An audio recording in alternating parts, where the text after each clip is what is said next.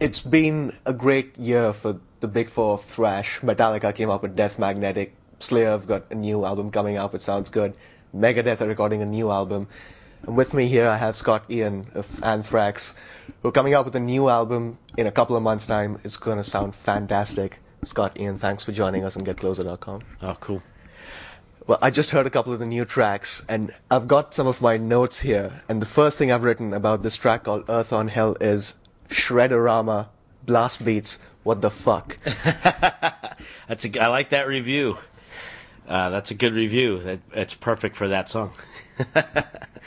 I gotta ask, where are you getting this inspiration from? Because this is sort of like old school Anthrax, but there's new influences as well. We're just inspired by ourselves.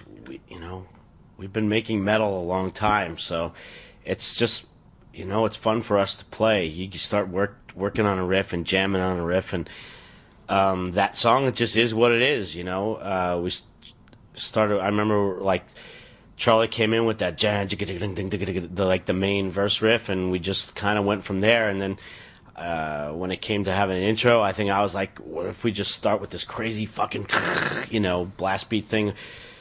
Look, we've been doing that a long time. Charlie played blast beats on the SOD record back in 1985. So it's just all these thrash things. They're all just a part of our, of what we are. And that song's, it's pretty cut and dry of what it is. It's just like, let's fucking have fun. And it's the reason why we started a band. It's the reason why we're still in a band.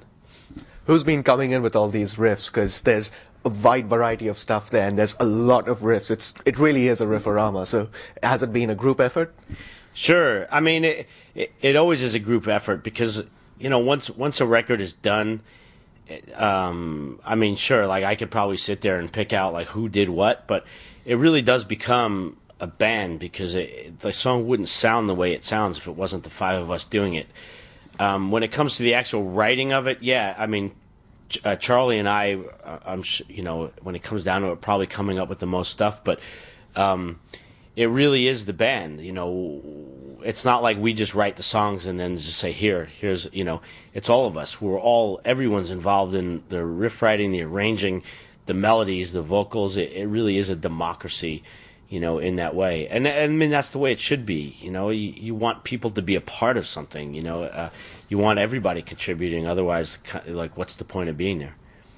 New album, new vocalist, new start? I don't know about that. A new start, that would be kind of hard. I look at it as it's just the next step for us. We've obviously, this is the third singer we've had since 1985, and I don't even know what that means. Like, I don't know, because to me it's all Anthrax, whether it's Joey, John, or Dan.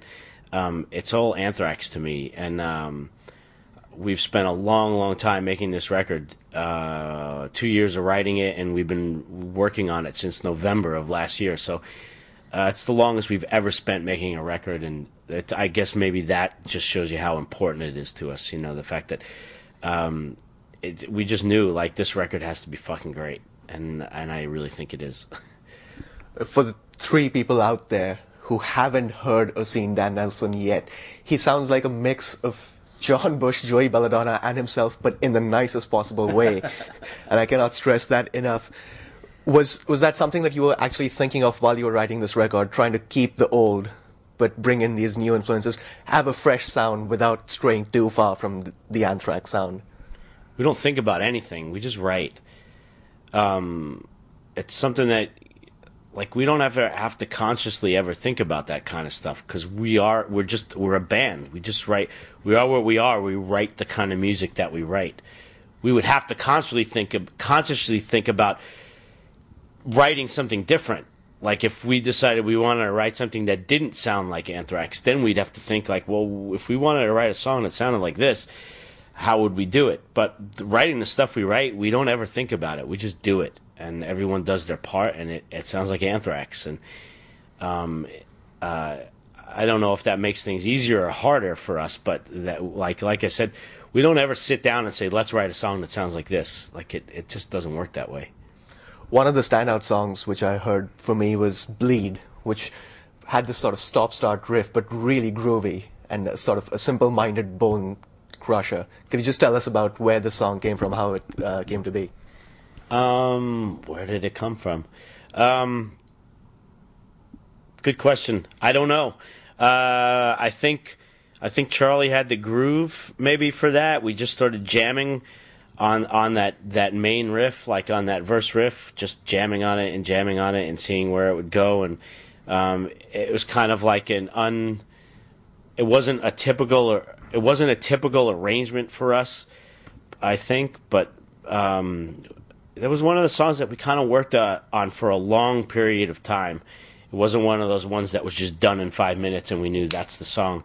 That song Bleed was really worked on over a long period of time. The chorus, I think the chorus riff got changed a bunch of times and the vocals got changed and, but then all of a sudden it's like, hey, that's it. It's right now. And it all, finally came together over a period of months. And yeah, I think it's just one of those songs that, it took a little while, but it finally found itself, and it has a great groove. Definitely has a big, fat, giant groove, which, isn't something we've done a lot of in our career like that. I don't know. I don't know what else to say about it. I'm the last person you should ask to analyze our music because it's something I don't do. I don't analyze the bands I listen to. I just listen to music, and I either like it or I don't. I don't ever think about other bands' lyrics and other bands' riffs. I just listen because I love music. So it's hard for me to analyze what we do because I don't ever look at it that deep.